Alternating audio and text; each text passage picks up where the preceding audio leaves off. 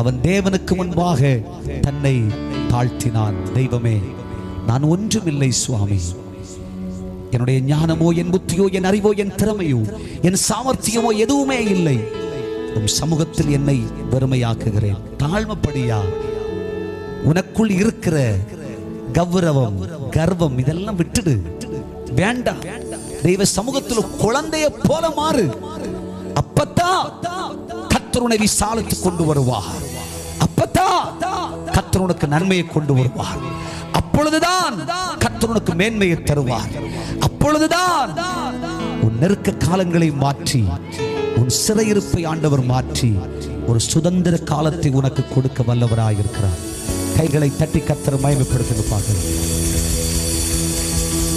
தேவ சமூகத்திலே என் நெருக்கத்திலிருந்து என்னை விடுதலையாக்கும், என்னை விசாலத்துக்கு கொண்டு மாறும் என்று ஆண்டவர் சமூகத்தில் கேளு. தேவ பிள்ளையே,